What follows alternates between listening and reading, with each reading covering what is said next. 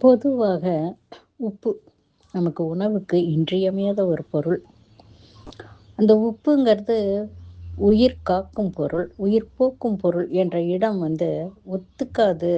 இல்ல சில தொந்தரவுகள் உடம்புக்கு வயசானதுனாலயோ, அல்லது சில சமயங்கள்ல தொந்தரவுகள்னாலயோ கூட அந்த நிலைக்கு திரும்பப்படுது அந்த உப்புக்கு. அத நம்ப சரி செஞ்சு உப்பு சுவையோடையும், உப்புனுடைய கெடுபலன் இல்லாமலும் நம்ம சாப்பிட்டுக்கணும். அப்படிங்கிற இடத்துல வந்து ஒரு 60 வருஷத்துக்கு முன்னால, மலையப்பசாமி வைத்தியசாலை பழனில அவரு சொன்ன அந்த ஒரு பக்குவம், இப்ப இத பொதுவா நான் சொல்லணும்னு ஆசைப்படுறேன். ஏன்னா, இப்ப நெறையா கேள்விப்பட்டிருக்கேன். அந்த மாதிரி உப்புனாலயும் அ சிறுநீரக உபாதைகள் இருக்கிறதாகவும் அப்படிங்கிறதுனால, இப்ப அந்த மாதிரி நமக்கு கிடையாது. சாதாரணமா இப்ப ப்ரெஷருங்கிற உடம்பு இருக்குது. அதுக்கு சரியாகும்படியாகவே நம்ம எடுத்துக்கலாமே. அது நமக்கு கிட்னிக்கு அந்த மாதிரி நம்ம பக்குவப்படுத்தி நம்ம சாப்பிடும்போது, சிறுநீரகத்துக்கு வேலை சுலபமாகுது. அப்படிங்கிற ஒரு இடத்த எடுக்குது இது. மலையப்பசாமி வைத்தியசாலையில அந்த பெரியவர் வைத்தியரு 97 வயசு வைத்தியர் சொன்னது. 60 அவ்வளோ வருஷத்துக்கு முன்னால அப்போ பார்த்தீங்கன்னா, என்ன சொல்றாங்க, இந்த கடல் உப்புக்கு தான் இந்த பிரஷர் அதிகப்படுத்தக்கூடிய கெடுபலன் கடல் உப்புக்கு உண்டுங்கிறாங்க.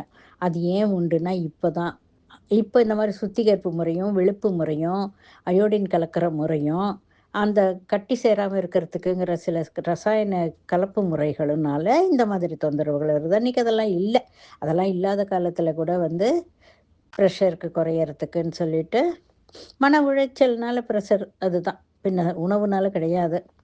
அப்போ அந்த கு கல்லுப்பு, கடல் உப்புங்கிறதையும் கூட தவிர்த்துட்டு, ஹிமாலயன் சால்ட் அப்படிங்கிற மலை உப்பு, பாறை உப்பு அப்படிங்கிற இந்துப்பு. ஹிமாலயன் சால்ட், பிங்கி சால்ட் அப்படிங்கிற மலை உப்பு, இந்துப்புன்னு அதுக்கு பேரு. பாறை உப்பு அப்படின்னதுக்கு அதுக்கு பேரு இந்துப்புன்னு சொல்லிட்டு. அந்த இந்துப்ப வாங்கிட்டு ஆமா அந்த காலத்து முறை பிரகாரம் விறகடுப்புலயும், மண் சட்டிலயுமா வறுக்கிறதுக்கான ஆரோக்கிய விதிமுறைகள் இன்னைக்கு இல்ல. ஆனாலும் இப்ப நம்ம கையில இரும்பு வார்ப்பு கடாய்ங்கிறது நம்ம கையில இருக்குது. அந்த வார்ப்பு கடாய் அதாவது காஸ்ட் அயர்ன்னு சொல்றாங்க இல்லையா? அது. அதுல போட்டு நீங்க இத நல்லா வறுத்தீங்கன்னா, அதாவது இந்த ஹிமாலயன் சால்ட்டுங்கிற இந்த பாறை உப்பு, பிங்க் சால்ட் அப்படிங்கிறத.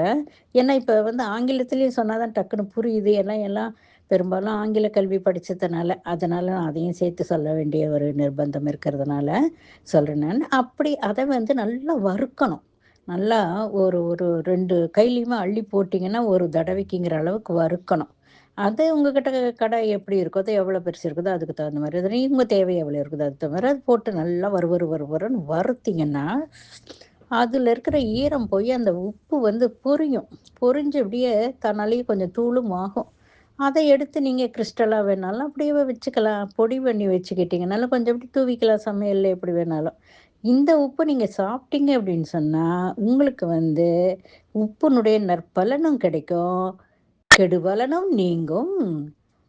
இந்த மாதிரி செஞ்சு சாப்பிட்டுக்கிட்டோம்னாக்கா, ப்ரெஷர்ல இருந்தும் நம்ம காப்பாத்திக்கலாம். உப்புனுடைய கெடுபலன்ல இருந்தும் காப்பாத்திக்கலாம். உப்புனுடைய நற்பலனையும் நம்ம உடம்பு ஏற்றுக்கும். சுவை, முதலாவது நமக்கு வேண்டியது உப்புனுடைய சுவை. அது குறையாம கிடைக்குமே! வாழ்க நலமுடன்.